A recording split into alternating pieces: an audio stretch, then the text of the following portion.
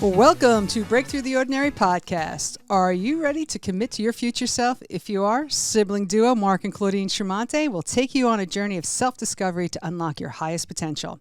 Through impactful conversations with entrepreneurs, thought leaders, coaches, and healers, we're here to share practical strategies and tools that generate the life you envision. New episodes drop every Monday. And we have a wonderful guest with us today, Wendy Deacon. She's an international speaker and former national nonprofit executive. She's focused on helping women over 45 answer the tough question on what they want in their life next. Wendy is the founder of Destination U, a company that empowers women leaders to create the lives they truly want, to live and create the roadmap to bravely forge into the uncharted territory and lead their own adventure in the wild, both literally and figuratively.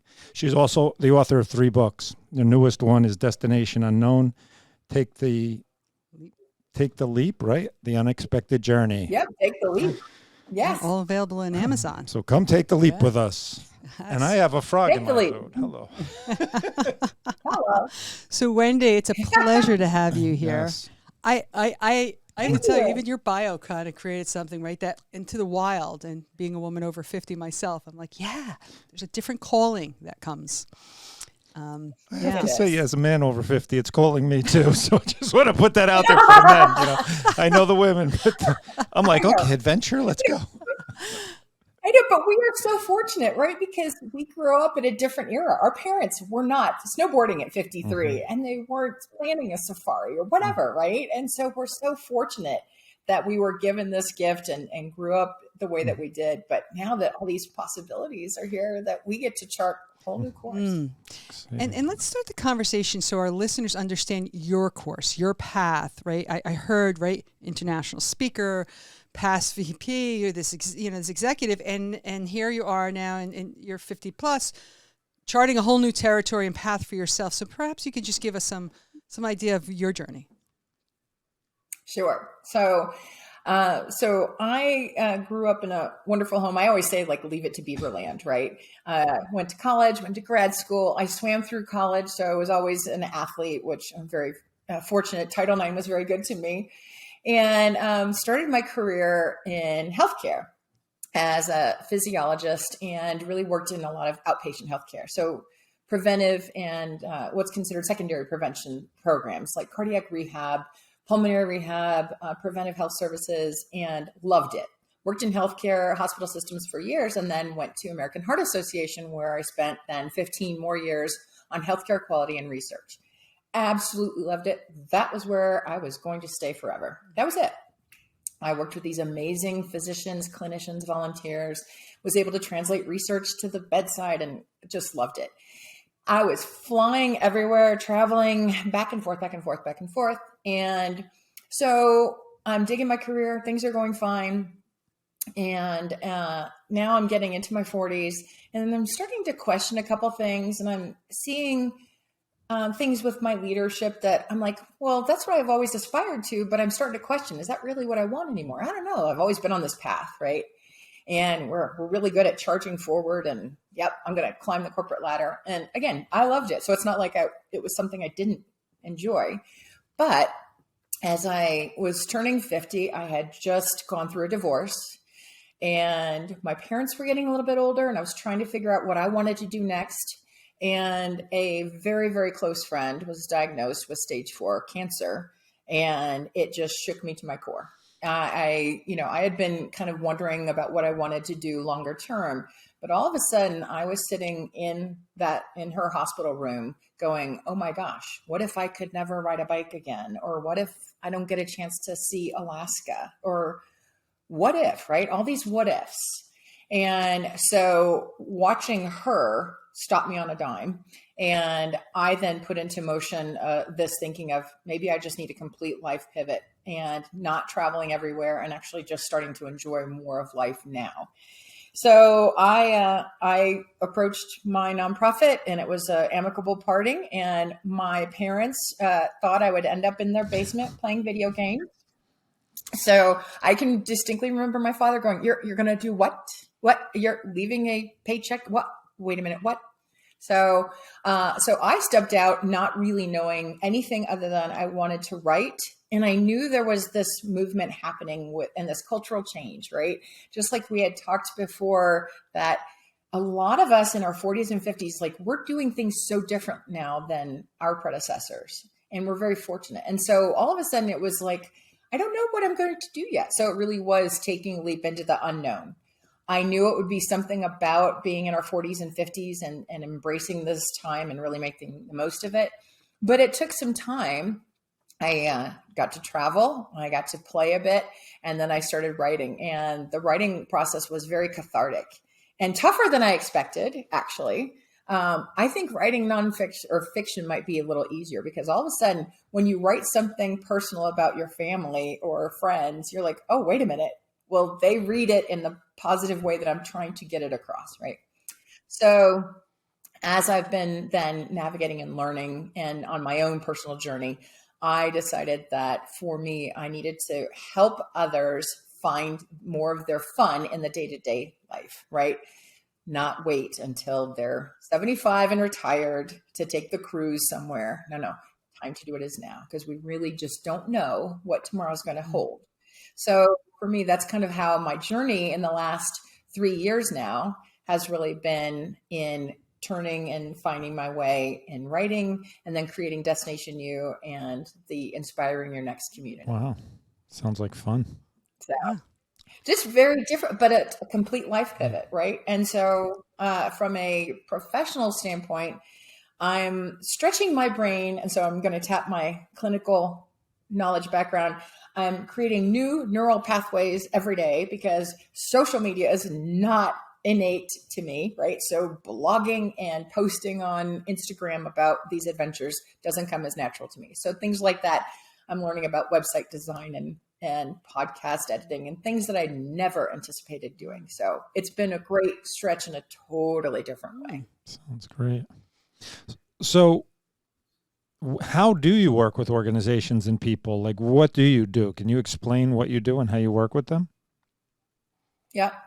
So when I created Destination U, I know just there are many people out there who are coaching and advising on, trauma, recovering from trauma or health and nutrition, optimizing their finances at this stage. And I really felt like the one area I was most fascinated and passionate about was going after something new. And for me, a lot of it's outdoors, but it's also creative expression and trying something, like writing my blog for the first time or even writing the book. So anything that I was trying new and really prioritizing more of what was fulfilling to me personally, something that was enriching me. I felt like I was growing and learning and enjoying and had a smile on my face the whole time.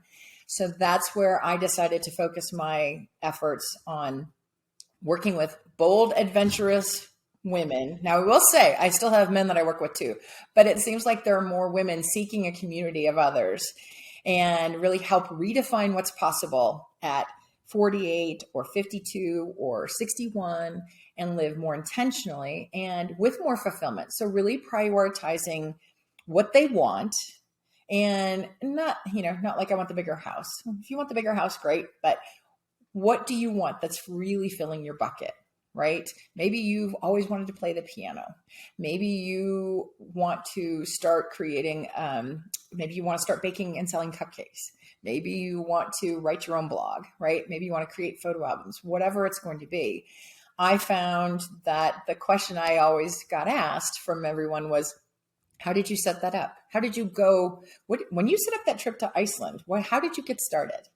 And when you went horseback riding, you've never gone horseback riding. How did you get that started? So I work with people to really help them overcome kind of some of those roadblocks of making sure that they're prioritizing more of what they want and their fun. So most people that I work with either are too busy, right? They've got all the other things to take care of in the world, the job, the kids, maybe they're grown kids, but kids still around, right? The spouse, the aging parents, the bills, whatever. And so this keeps getting put to the back of the list, right? So it's either lack of time, it's lack of ideas, It's lack of how to get started. Sometimes somebody really wants to go on a fly fishing trip and they're like, no, I just don't know. So they kind of put it to the back burner and don't come back to it, right? Or it's not having a community of people to do it with. That's the other piece. So I work with people and organizations, more people individually. So I have free resources on ideas to inspire, and then a lot of how-to steps. So I dive into that a little bit on the free resources, but then I have a community. I'm very fortunate to have found others in a community called Inspiring Your Next. And this is a group where now we're sharing a lot more details, right? So planning a trip to Iceland, why I recommend either 4 days or 7 days or 10 days. If you're going, here are the must-see sites, and here are some hotels I recommend, and things that a 53-year-old female will tell you that maybe a 22-year-old won't tell you. And the easiest analogy for me is the fly fishing and hiking. So we just did a fly fishing adventure. I'd never fly fished before. And one of my community members said this was one of her most gratifying experiences. So we put it on the books and got a group to go. And I noticed the hardest part for me was walking in the water. You know, they provide all the gear, right? But walking in the water on the slippery rocks was, for me, the most unstable and most a little funky. So one of my recommendations is make sure when you're setting up this type of a trip with a guide that you're telling them, I want somebody's arm as I'm walking on the little rocks, or I want to be in a very shallow area where it's only ankle deep.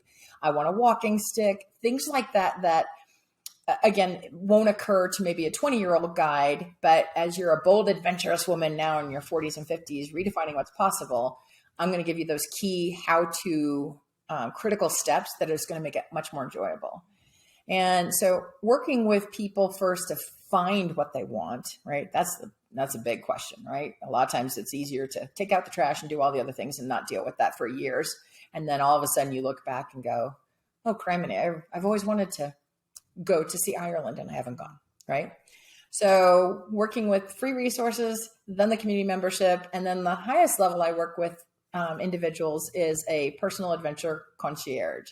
So if Claudine says to me, I want to go to Ireland next month, but I don't have time, I don't know what to do, or maybe instead you contact me and we have a 15-minute discussion and you say, I don't know, I want to go somewhere, but I don't know what it is yet, or I want to try something new. Well, then I have a couple of key questions. I'm going to help narrow down ideas. I'm going to bring back 3 or 4 examples of either itineraries or places to go. I'm going to say, well, Claudine, Ireland is going to offer these things. Or I think you could go also to this retreat in Utah. Here's the contacts. And then if that person wants to level up to the next place where I'm actually booking all this and getting it done, easy peasy, I got that. And then if they even want to have me go along, because sometimes you have people who want to go solo, sometimes they want a buddy, I'm happy to go along and video and capture everything and create scrapbooks and video, digital memories and things like that. So more of a concierge on making it easy for you, eliminating those roadblocks, and then being there as kind of your support community to cheer you on and also hold you accountable, right? So not just, oh, I really want to go. Well, then it stops. Or I've always wanted to X, right? Well, who's checking in with you at 30 days and saying, hey, have you contacted anybody? Have you researched anything yet? So serving all that for an individual. Yeah. For organizations, I then work with group coaches and other group types of memberships to handle their retreats. And I think it's the best part. I think it's the fun stuff or the adventure out of their comfort zone stuff that complements either their spiritual growth work, their professional business development work, whatever that coach or that retreat is focused on. What is something that we can do creatively outside that's more fun, that breaks down kind of the community roadblocks and really brings more cohesive, fun energy and gets them ready to tackle that spiritual challenge or that transformational life challenge. So done art classes, done like the fly fishing, stand-up paddleboard, whatever it's going to be. But I get to plan the fun part for their adventure retreats. I like that. Ooh, sounds good. I think I got the best job. Sounds pretty good. Fun and fulfillment. I have to agree with you there. Yeah. I remember, and for our listeners, Wendy has her own podcast, also Destination U. Yeah, Life Reimagined. Life Reimagined. I apologize. Life Reimagined, Okay. also on Check all her the listening apps. And we've spoken before. I've been a guest on your show, and I remember you sharing a really touching story about somebody who wanted to climb a mountain, but was also ill.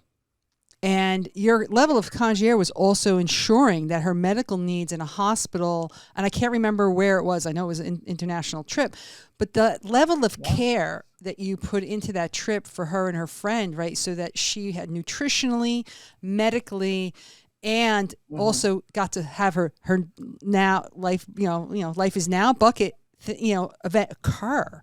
And I just was so moved by that level of care. That's what I will say. Like, you really held her in that space and had it happen for her. Yeah. Well, and that's where I'm very fortunate. And again, I never envisioned this is where I would be professionally or personally. But this is a unique way I'm able to leverage my physiology healthcare background with pursuing your passion. And so this actually was a trip to Iceland. So I've been to Iceland twice. And the first time was one of those, you saw like cheap airfare, and it was 4 days. So it was a quick, just pop in and out and see a couple things. And once I landed in Iceland and I was looking around, I'm like, oh, I have so got to come back. I mean, 4 days is not going to be enough. And this gal was on that trip with me. And literally, we were still driving at 2 a.m. to find the Northern Lights, out in the middle of nowhere, barely catching the plane back home. So anyway, fast forward years later, and this is now the person who has stage 4 ovarian cancer. And we want to go to Iceland. And there is, as you can imagine, the healthcare system in Iceland, while very good, they're far apart. And we were talking about going around the entire country and taking 10 days, hiking on glaciers, horseback riding, kayaking, things like that. So she was also very restricted in the types of food she could have, because the type of cancer messes with all the digestive system. And so she can't do like salads and things that have a lot of high fiber. And so we had to spend actually a good amount of time planning the types of food, and we boxed up food to take with us because we also knew that we couldn't get in a situation where we did anything to make her health condition worse. So hydration was going to be important, the types of food, and then actually mapping out where the medical systems were in the country. So if there was any problem, we already had backup. We knew her oncologist knew what our itinerary was going to be. We had a phone that we knew that we could always get in touch with her if we had some problems. And because we did all these steps so carefully and so diligently up front, we had no problems, right? We cooked our own food. She was able to eat everything she needed to. She was hydrated, never had an issue. And so to me, that was, like you said, Claudine, a whole other level of fulfillment, because here somebody would, in that similar situation, if they didn't have the right person around them, might go, oh, well, that ship has sailed. I wish I could have. No, we're too young. We are just too young for I wish I could have. So it was really, like you said, it was a whole nother level of my gratitude being able to be there and experience that. And we had an amazing trip. That's great. So the care and the love and the attention to it all. And I thought of dreams. You're making dreams come true, or people put them on the back shelf and they say, whatever. But it's really, you're bringing their dreams to light, and how much fun. I'm just helping them try to remember to not put them in the back burner. And, I still believe today that today is a gift. We just don't know. And unfortunately, most of the time, people get to the point of tackling their bucket list. It's when something awful happens, right? Or something really shakes up their world. And I don't want to get to the point where I'm questioning, can I ever do that again? Or I never got to see Fiji, right? I don't want to find myself in that position and then be at a place where I'm physically unable to, or I have to be wheeled around somewhere. My vision is I want to create this video library of all these amazing adventures. So when I'm sitting in the nursing home at age 107, I am watching all these things going, oh my God, that was a blast. Oh, I remember that fly fishing trip. That was amazing. Oh, look, there we are in Iceland and we did this and this. So I'm building this really great bank of, not having good television series in the future of all the things that we did that were just so freaking fun. And my hope is that by posting this and with the community that I'm working with and sharing these resources, that it makes it top of mind for you. So even just us talking today, like Marc, you'll be thinking it might, you've got these to-do lists, right? But you might go, you know what? I really should put that trip up in 6 months, not 6 years, right? And so it's trying to inspire with ideas and then trying to give the how-to steps and make it easy. And then kind of being that cheerleader and accountability buddy so that you do it.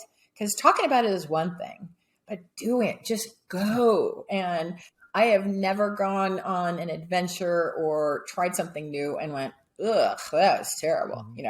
Even the fly fishing, I loved it. I'm not going to go out and buy all the gear and go become a fly fishing maniac.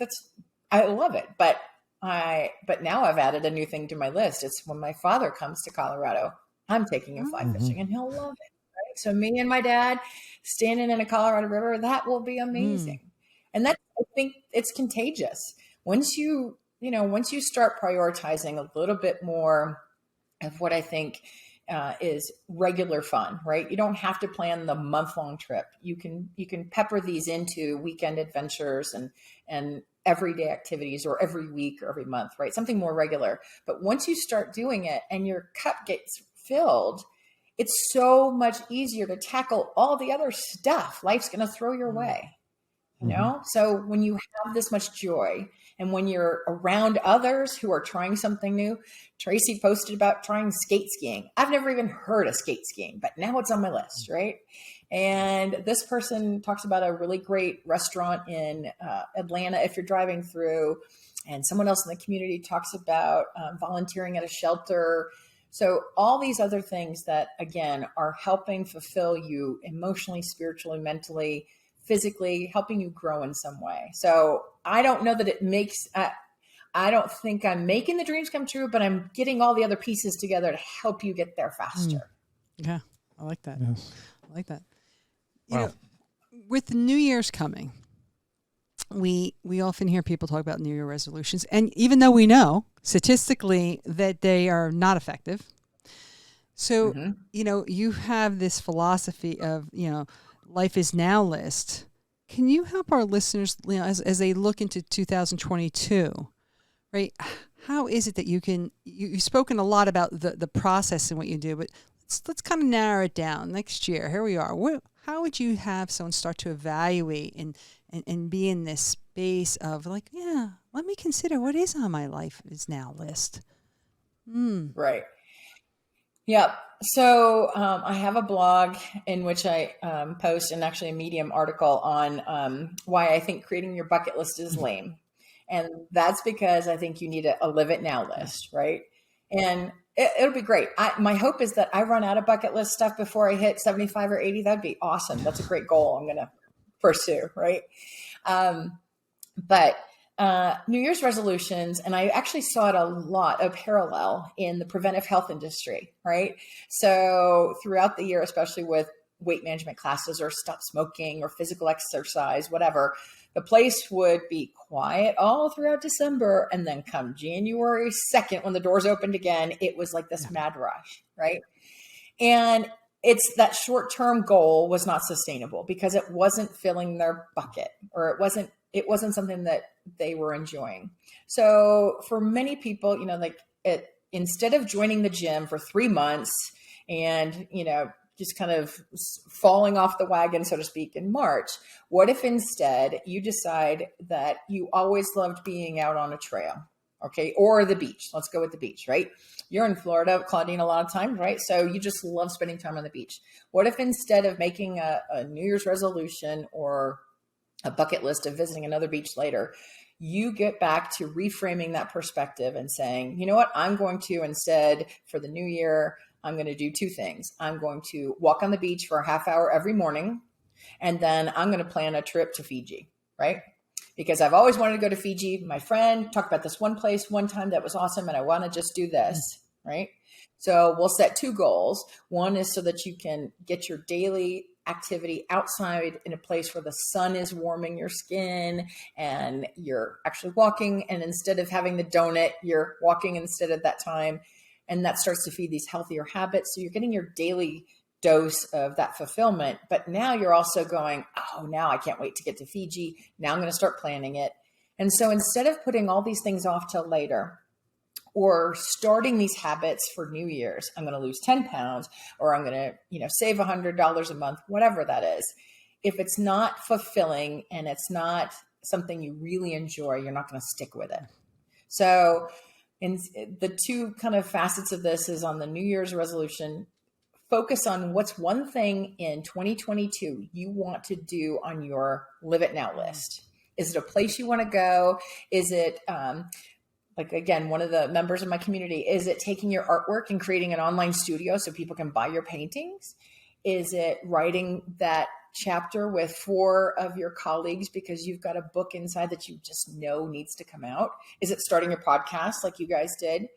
Is it trying fencing? I've never tried fencing, so heck, that's got to be added to my list, right? But what is it that is going to fill your bucket, make you feel better, and gives you a goal? And then how you're going to work back from that is, again, part of the how with timing, budget, some of the questions that I know I ask of my clients, and I have in these resources that help you kind of plan backwards a little bit from where you want to be and how you get there. So reverse engineering is a really different, right? Setting the goal, the temporary goal, but the bigger one. Yeah. Yeah. Yeah. And it's, it's easy. I think one of the hardest parts for folks is figuring out what That's they what want. I was going to ask you. Yeah. Yeah, that really is, because especially, and again, I see this with men too, but women are, I think, a little bit better at taking care of everybody else's needs first, especially if you're a mom or a dad, right? You've got responsibilities. You've got kids. You've got, again, whether they're smaller or they're grown, you've got aging parents, you've got siblings, you've got work, you've got church, you've got junior league, or you've got, this group or your old sorority, whatever it is, right? And you're so good at taking care of all those other things. And it's really easy for us as we're, steamrolling forward to not focus on what we really want. Mm-hmm. And I think this is where, Claudine, I think you come in with mindset. It's so important for women, especially, to stop and go, hey, it's okay to take care of me right now. It really is. And allow yourself to think, well, maybe can I put myself up a little higher on that priority list, right? And I think that's also why we're at this place in our 40s, 50s, and 60s in redefining things, because we've worked really hard, right? We've saved, we've raised the kids, we have a lot of really wonderful life experiences. And I think one of the best things that came out of COVID was it helped a lot of people stop for a moment and really think, oh, wait a minute, is this it for me, right? Is this the path I'm going to stay on and I'm good? Or do I need a little more? And so I think the one positive out of COVID was people stopping and asking about their more, right? What their next is. So I do have people, you can have a free consult with me, come in and say, I just don't know. I know I want to do something. A friend talked about this one really cool hike in Spain that you do. Then it's a spiritual and emotional trek, and El Camino or whatever. And I don't know if that's for me. Well, then I ask questions to help clarify if that's really what they want, or if it helps them figure out kind of, maybe that wasn't the right one, but maybe instead I want to go to Spain and I want to learn how to make tapas, right? But by doing this, by having somebody else ask you the questions, because I'm not in the middle of whatever else is in their mind, right? I can ask objectively from the outside and help them see a little bit more clarity and a direction to go, and then help them plan it and do the homework for them so that they don't have to start from scratch. Because that's the other intimidating part, right? Someone will go, I don't even know where to begin for Iceland, right? Oh, piece of cake, I got you. And even if I've never been there, I know how to research it. I know how to connect and find the right guides or the right companies that can be trusted. And again, because our needs at 57 going and walking on a glacier in Iceland is going to be different than I was at 25. So by having these recommendations, resources, questions, I help you figure out that kind of what it is and clarify a goal for what you want in 2022. But then also help keep you accountable and ping you every once in a while and go, how's it going? Did you contact that? Did you set that up yet? And if not, this is a judgment-free zone. It's not punitive, but how can I then help you if you've hit a roadblock, right? And even if it takes 8 months to get to where you wanted to go instead of the 5, hey, at least you did it, right? At least you're going on that path versus waiting another 5 or 10 years. Because nobody's got any time for regret, and life is just too short. So you've answered a lot. I mean, you've really covered a lot. Before they even get to you, for our listeners, if they were just at home and what would the process be, or what are a couple tools or ideas you can give them to even start that process? Some people are so distracted or so in their lives. Right. What are maybe the couple steps that they can take that that they can start for themselves to even get to that place? So I think the number one thing is just setting aside a little time. And especially if your time, like you don't feel like you don't have any time right now, that's going to be the hardest piece, right?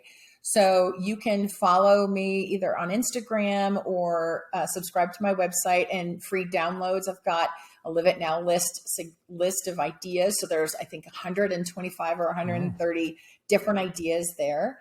And there are questions that ask you right away, a couple of clarifying things like, would you like to do this in 30 days, 90 days, 180 days? Do you have a budget?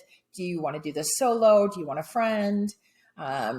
These kind of questions. So between Instagram, I have a free Facebook group, the website subscription, you can get a lot of ideas for free. And this is a good way to get started because then you can look at this list and it will start generating other questions in your mind. Okay. So like sailing, you might find sailing on this list and go, oh my gosh, I hadn't thought about this, but a friend of a friend of a friend did this cool thing about 12 years ago that I always thought would be kind of neat. And I've never tried sailing. Right. So it helps start the thinking process. And again, bring it back up to more of your consciousness and more of a priority. And so that's the number one thing, is to start getting ideas and inspiration. And so that part is all free, destinationu.net. And then you can listen to the podcast, Life Reimagined, in which women talk about overcoming roadblocks and how they've created this new life on the other side that they didn't see possible. And that's going to actually showcase, I'm going to bring forth more stories of adventures people have gone on in our 40s and 50s and how it's just stoking more of that fire for them to keep prioritizing ourselves, right? So I would say start by just following and subscribing, because all that is free, and you start seeing other people post and you start to realize it's okay. And there's a community of people ready to support you and say, oh my God, I never thought about fly fishing. That's awesome. I have a gal in Texas who said, I never even thought about a snowshoe thing. What the heck is snowshoeing? Well, when I lived in Florida and Texas, I never thought about snowshoeing. It's incredible. And it's so low cost. I mean, it's like $15 at REI to go rent them. And I can show you a trail to go walk on. And it's this pristine, quiet, in nature, a little crunching on the snow. You hear little birdies. That's it. And it's incredible and it's breathtaking, and anybody can do it because it's just walking. Right. And so I want to bring all these ideas to you so that you don't even have to look online. You're just going to go, oh my gosh, see, Wendy can do that. Oh, Claudine can do that. I can do that. And it gets you thinking. And just by raising that consciousness, now you're going to start hopefully wanting to put a little bit more time to thinking through what you want. And then if you want to step it up a level and join the community where we've got these group events, we're going to do a snowmobiling and a snowshoe hike in February. I think I'm working on the details for that. And I'm actually talking with a company in Iceland because I love it up there. I can't wait to go back. So we'll be setting up more group activities. But I also create in that group, if you can't join the activities, I give you, again, turnkey on how to do it in your own market, right? So we did a full moon hike, which if you've never done that, we took, met everybody at a trailhead about a half hour before the sun went down. And it was a very simple, easy trail. This is, again, requires only walking up a slight hill, not going to be strenuous. But if you can't come to the location where we were doing it, I'm giving you all the steps. So if you live in Tampa Bay, right? Okay, you're not going to go on a moonlight hike up a mountain in Tampa Bay. However, I've been to Tampa, but I don't think it's changed that much. But I'm going to give you the keys to the planning steps and say, okay, here's what you're going to do. You're going to pick a date. You're going to contact your friends. You're going to say, we're going to meet at this park at 7:30 p.m. and bring, a snack or a beverage. And we're going to walk about 3 miles through the park while the moon rises over the Tampa Bay, and it's going to be gorgeous, right? So I'm going to give you those steps that if you can't join us, you can hopefully replicate it in your market. And then I also love the not unintended, but the nice, unexpected benefit that some people in the community have connected in other markets. And so I have a college friend and a high school friend who never knew each other, but live within about 2 hours of each other, who have now met up and gone on several hikes and meetups together.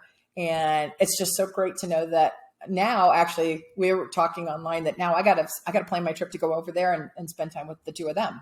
So now they're going to show me something really cool in Virginia. I've never hiked in that area. So now I got to go over there. So it just snowballs. So I would say just to dip your toe in the water, check out some of the free resources. So either my Instagram, Destination U Wendy, or come to the website, destinationu.net, get in the free Facebook group, see others doing it. And then if you can book free time with me to get started, or if you have any questions. And then if you want to take it to the next level and join some of the group activities or that might inspiring your next community, I'd love to have you.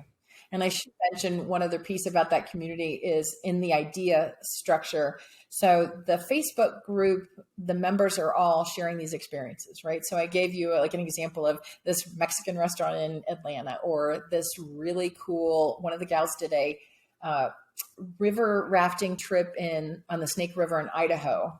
And so it's not just me sharing my adventures, but it's others. And all of these get pulled into a website portal for the members to search through. And then I add additional context. So when Linda went on her Snake River whitewater rafting trip, that got pulled into this member portal. So if you come in as a member and you search rafting or any water or Idaho, this video and this memory is going to come up, and with some key recommendations that says, this is the guide I use, and this is how many days I would do it. This is the cost. And so it's also to be kind of a trusted group community concierge, right? So I might not have gone on that trip, but now if you're in that community, you can ping Linda and she'll be happy to share and tell you all about it. Right. So community. Yeah, it's about community. I appreciated you had used the analogy of stoking the fire, because that's really what I thought of when, even when Marc asked the questions, like starting with the ideas, like the spark, because some people aren't, like you had said, Marc, they're so busy, they're not in touch with their own inspiration. So, right. There's nothing they're rubbing to create a spark. And, sometimes we really do need the external to help us to get it going and to give us air to go, oh, wait a second. And once we give ourselves permission and open up space, we can generate more ideas. But it's wonderful to have a place at least to start, right? Because I don't know what I don't know. I have to be honest with you. If you asked me 2 weeks ago, I would tell you I had no desire to go fly fishing. Yeah, right. Like I know our family, our cousins are we're very big fly fishermen, and they use their analogies often. One of them's a coach, but it's like, yeah, all right, fine. And then there was something different to watch a video of community there was energy and smiles. There was an experience you could see people were having, and they weren't talking to the camera. It was just being in nature and seeing and like all of a sudden it created, invoked something. But like that was the spark. I didn't even know wasn't there. I know. Yeah. Yeah. And actually this was, woman in our community, Pamela, is just amazing. And again, the women in this group are just amazing with the businesses that they've started or the businesses they were in, and just this diversity of talent, strength, experience, wisdom. And she was the one who said her favorite adventure was fly fishing. And this is not somebody, I would never pick her out of a lineup and say, fly fisher woman. Never, ever, ever. And like you, I was like, oh, that'd be kind of cool. I'd give that a shot. But hearing her talk about it, I went, oh, yeah, I got to see if I experienced the same joy that she got out of it. And so I knew there were a community of people already out there trying some things or wanting to. And it's been really exciting to see them come together. And I underestimated the power of living curiously and in a group that you feel more comfortable with, right? So again, this is a judgment-free zone. So if you're in a group of others just like you and you're trying fly fishing for the first time, nobody there was trying to one-up each other with, I got an extra fish. No, I got my fish first. It's not like that, right? This group was more about spending time learning something, smelling the amazing autumn air, looking at the leaves changing, standing in this river. And I'm like, oh my God, look at this. Is so cool. And just all these different experiences that, again, I just don't think at 22, I would have appreciated the same way. Right. So it's the opportunity to live more curiously and be supported with a community who are doing the same. And, and if you may try it, it may not be your thing. You might go, yeah, that was a nice day and it was a beautiful afternoon, but, maybe you won't pick it up. Who knows? But I love that somebody also shared with me one time, so I stole it from her. The fear of missing out became greater than the fear itself of trying it, right? So the unknown of maybe I don't know how to get started with a fly fishing guide. Well, I don't want to get to 95 and go, ooh, I should have tried fly fishing, or I should have tried sailing, or I should have tried gardening. Gardening's something I never thought I'd pick up. And at 51, I created my own garden. I love it. Like, who knew? Yeah. Right. So again, these little seeds of watching others do it. My hope is that you go, oh, I didn't know that was possible. I didn't know, like you said, Claudine, I didn't know. Maybe I would dig that. Maybe it'd be great. Yeah. And it's more fun to see others doing it. And I think it's just contagious. So it's a good contagious, right? Yeah. Good contagious. Sounds great. Yeah. But it's also opened my eyes. So I was very fortunate. As you can tell, I love the outdoor stuff. But I also love to express myself creatively. And I'm a photographer person. I love just anything nature photography. So if I go to an arts festival, I am all over the booths where they've got these amazing photographs, right? So I don't have as strong the artistic gene, because I remember one of my elementary school art teachers asking me if what I was drawing was really a cow. So that, hurt a little bit in my creative development. But I've gotten a chance to experience other art classes in working with other groups. And so a great example, I'm working with this women's entrepreneurial development group called Recreate, which is amazing. And the double entendre, right, of that word is recreate. And so I get to handle the recreate part, which again, I think is the best part. And as the group, we surveyed what everyone was interested in, and an art class what came up, but not the sip and paint at the local shop. And again, nothing against that at all, but we wanted to do something a little different. And so we found a local artist and rented time in a local space in a local studio. So again, love the fact, it's a community give back, right? And community investment. And we created our first let's see if I get it right. Reverse decoupage glass on glass piece of art, right? So again, you can hear the lack of sophisticated artistic talent here, but we created these really cool glass plates, and we, spent time putting them together. Everyone's got all these different images, but it was a couple of hours of fun. And it was the night before we tackled again the real strategic thinking, business development, budget and timelines and marketing. And by doing this the day before, it opens up all this creative energy and this, again, risk-taking, safe environment, fun, smiles everywhere. And now I've got a really cool decoupage art glass piece that now I've got this great memory and go, oh gosh, that's what the Recreate girls, and I've watched them all launch their businesses. And I know that doing this, that again, that little inspiration, that spark, helped them get to that next level professionally. Yeah. And they are very pretty. I saw pictures of those because you do post those. They're very unique. Yeah. Oh, that's great. And again, it's an idea. And so in the community, I say, if you want to do this in your own town, here's the steps, right? And there are so many artists. There are online experiences now. So that's the other thing. We will be, I'm going between 2 different online experiences for the group that will kick off in November. We've done a group meditation that was really popular. And then we also did last January, we did a mocktails and cocktails. And so in January, it was like, second or third week where we had a list of ingredients and we made 3 drinks, and you could either make it with alcohol or without alcohol.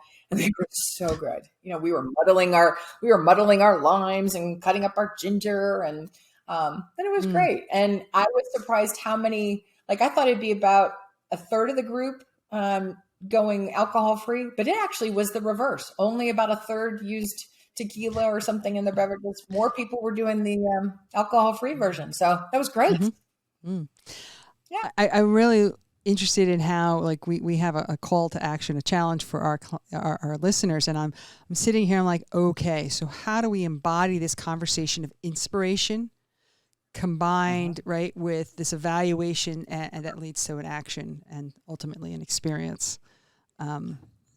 So perhaps we can create something together, really to have people live in their nowness, and the now bucketness. Yeah. And especially with 2022 coming, if there's any idea you have or we can create right now with you. Absolutely. So I would challenge your listeners to think about one activity, one experience, one place, whatever it is that they immediately think of that they've always wanted to do, or that they've been meaning to and just can't get to, right? And write that down and make a commitment that you will do it or advance it in 2022, right? So because the breadth of that goal can be so big, it could be that you want to start taking piano lessons, right? That's something you can do in 2022. But if you want to take a 6-week sabbatical to Australia or the North Pole, that may be a little bit more planning. And that might be I'm going to advance it in 2022 to get to 2023, right? So that may, it's going to depend on the type of goal you set. But I would challenge your listeners to set one goal, adventure goal, something that's going to fill your bucket and from your Live It Now list. And we then are going to put it in place and put that plan in place. And you can download my free Live It Now list. And then you can also look, I've got other resources like a journal that will, again, help you stay accountable and kind of keep this top of mind. And then I would love to have your listeners report back to you. And so even challenge you, Marc and Claudine, what you guys are going to commit to. And then let's post back to your show and tag you and say, this is what I'm doing. And then we can check in and say, how's it going? Like in March, how are you doing? Yep. I think it's great. We can support each other. We do all our challenges too, just so our listeners know. And yeah, that's a great call. Yep. And we'll put that in our At the BTO podcast on Facebook. Wonderful. Awesome. Wonderful. So have you thought about an adventure goal for yourselves? I just want to say something. I'm an adventurist. I always have been. But I'm talking to you and I'm like, I saw that cheap trip to Ireland and I didn't take it. I saw one to China. I didn't take it. And I'm like, what am I waiting for? Like, what am I waiting for? Yeah. I think the one to Iceland was like Yeah, $500, $600. There was one in China. It was $299 for 8 days with tours, and it was like people were like, "What, airfare and all?" I said, "It's this crazy promotion. It's not fake, but it's just." Right. So listening to you, I'm like, the list is. I have a bucket list that's endless, but I'm going to do it. Like Iceland, I'm going. I want to see the Northern Lights. You've been talking about that I'm for actually a long going time. to get you on the phone. I'm downloading your lists, and I'm like, okay, Well, and I even have one of my freebies is also if you subscribe to the website. And this was one that was, again, a passion project, but I have it's about a 15 to 20 minute video. And that one actually is an instruction. So like a mastermind of here are the places, here's a 4-day itinerary, here's a 7-day, here's a 10-day, here's the must-haves, here are the things I wish I knew, right? Everyone thinks it's freezing. It's not. Now, I will tell you, I had one day where it was bloody cold and my heat seaters broke on the car. And, I can tell you that having no heat seater on the other side of the island, it wasn't a good thing, but you just got to make do. But I do have a free video, Mark, that will get you started. And then I'm ready to share my hotel recommendations and all sorts of stuff with you. Cause it's amazing. It's amazing. Yep. And I want to go back there, but like I haven't been to Fiji. I got to go to Fiji. I know. You said it 3 times in this podcast. I'm thinking Fiji's very here for you, right? And African safari. I mean, and that's the other piece is we don't know. Our world keeps changing, right? Climate change, whether you believe in it or not, glaciers are retreating. Even the animals on the African safari. As a kid, that wasn't my thing growing up, but now I think I want to see that before it goes away. I don't want to find out I went too late and I missed seeing what it's like to watch a lion or an elephant on the safari. I mean, that would be something I would regret. Here. So what would you regret, right? And it's a funny thing of all my clients, I worked with some wealthy clients over the years. Their number one trip was a safari. Something about being out with the animals and I've seen where you can walk on the Mazamari and I was like, oh my gosh, yes. Yeah.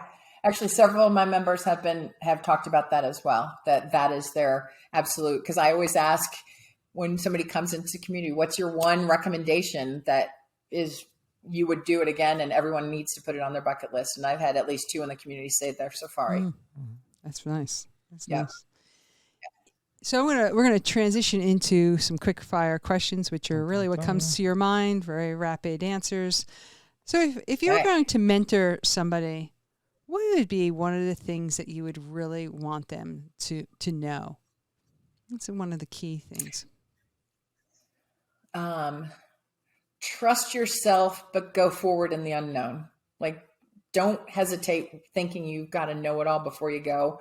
Trust you can get through it. And just keep going. Self-trust, very important. So, in your life, who was the most influential growing up in your years? Ooh. And why? That's tough. So I've always been a daddy's girl, but both my parents influenced me very differently, and they're fortunately still here and still together, which I know is unique anyways. But they always instilled in me a passion for learning and looking forward and always set forth the understanding that I could do whatever I wanted. Even, swimming in college and, even, I don't know. It was never a focus of you had to be this when you grew up or this when you grew up. It was always this very open where you're going and let's help you get there. Right. And I do think as a part of that, the other person I would say would probably be my mother's father, my grandfather. He came over from England through Ellis Island when he was a boy. And I remember so vividly as a kid that my grandfather didn't have an English accent, but Uncle Ed, his brother, did. And it wasn't until many years later that I learned it was because Uncle Ed, when they came over from England, it was my grandfather, his brother, and their mother. That was it. And I guess my maternal great grandmother was a tart. And she came over with the 2 boys. And my grandfather got to go to school, and he lost his English accent, but the older son had to work. And so he kept his English accent. And so because of his growing up in this way, my grandfather always was a champion of, what am I learning? What am I doing? What am I focused on? And where am I going? And he was always like, he bought me a dictionary. He was always fostering this sense of wonder. And I didn't recognize it until probably just now when you asked me this question, where this sense of wonder and enthusiasm, it's definitely more from my mother and my grandfather. And my dad is more the practical, helping me make sure I've got my plan and I've got the steps and I'm accountable, right? But my grandfather, when I was accepted into college, I remember my grandfather and grandmother drove up there and they spent the weekend and to check it all out for me. And I remember them saying that they went to the athletic office and had somebody go open the pool so they could see where I was going to be swimming. And because I was the first in his family generation to go to college. So learning was always this, and the sense of wonder always came from him. So I didn't realize it, Mark, until you just asked me that question. Wonderful. But that's great. Sense of wonder is wonderful. Yes. And this may be the next question is like, what's one of your, your number one secret to your success, your fulfillment? I think it's optimism and just the not worried about failing. I've been fortunate in my life that even if I didn't know exactly where I was going or what it was going to look like, I knew I had to be there, or I knew I wanted something. And somehow I always make it work. I always land on my feet. I will always get there. It may not be on the timetable I want, I want it now. But I think it's just living with a sense of optimism, curiosity. And I think, honestly, it's the best anti-aging tool out there, is to just keep seeing what you really want and going after it. And yes, I still have to pay the bills and I still have to mow the lawn and do these other things, but I focus more on what's important to me. And then I try to make sure that I'm living a life that mirrors my personal priorities. Thank you. Yeah, I'm curious. You seem to have this energy. Do you have daily habits or routines, or is this just the way you are? Do you have routines that help you? It's obnoxious. I know. This is a bit of the way I am. So even growing up, my yearbook. So in high school, I was on the yearbook staff, and our teacher sponsor her name is Mrs. Griffith, and everyone called her Griff. And my sister is younger than me, and she was coming up in the ranks, and she also got on yearbook staff. And I just remember Griff talking with me and my sister and saying, "Is she always like this? It's just obnoxious." And she meant it in a sweet, endearing way. But I've always been a very happy person. And I think it's because I continue to do things that fill up my bucket first. And it doesn't mean that, I do cry at movies, and I do have my periods of, oh dear Lord, what's happening now? Even taking the jump from corporate. Yes, I absolutely have had my moments of self-doubt. And would anybody read this book that I'm going to write? Or, I had 6 people sign up, not 10, right? So I still have my self-doubts and challenges just like everybody else, and bills to pay. But I am very fortunate in that, whether it's the upbringing, good genes, a combination of both, I don't know. But I've just always been somebody who is looking for the good and finding ways to making sure that I'm having something good in my world regularly. So there's no habit or routine every day or anything. It's just living. It's just living. Besides which is coffee. Great. Yeah, coffee. Well, it's living, but I will say, I'm an active person, and especially, I find I run and I bike and I do things because I feel that I do better when I take care of myself physically, and it clears my head. And I also know if something's harder. So I will say, having that accountability group, like I've got gals that I go run with, or I hike with, or, I connect with. They're my therapy. So, it's the best form of mental health I can have, to have this support network of gals I can chat with. But I also know that if I'm going to try something and I'm a little hesitant because it might be hard, I know at this age, as we're getting older, it will be harder tomorrow. So if it's something that I know is going to be a little either tiring or stressful, I just try to reset my mind. So I'm a big fan. When Claudine and I have worked together in the past, I'm a big fan of reframing and really making sure that I'm focused on how I'm going to get there. And so I think by doing things regularly physically, that's keeping me active. That's part of my mental health strategy. And by setting up times to do it with others, it's keeping me accountable. So that's part of my daily habits. And then I had to start eating a little bit more clean in the last 2 years. So I found out I have a gluten sensitivity. So it's not terrible. I don't have, I don't have celiac disease or anything. However, I feel better when I'm eating better.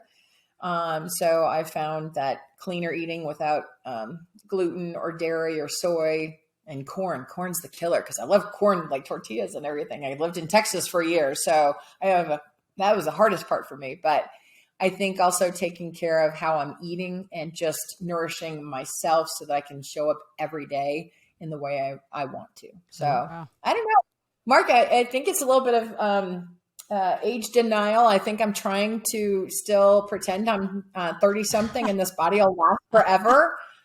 So I don't know. Well, it looks good on you. So it does.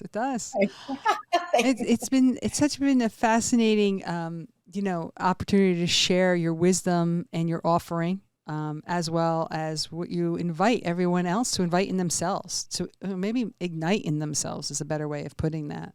So I want to thank you for, being here, sharing that, your perspective and the services that you provide for people, right? It is a live it now. There's no guarantees. So I want to thank you, Wendy. For creating this. Well, I'm really thrilled to be here, and I'm really excited that you guys are also going to create a Live It Now goal in 2022. See, more spreading the love. Yes, this is great. I'm on fire right now. Yes.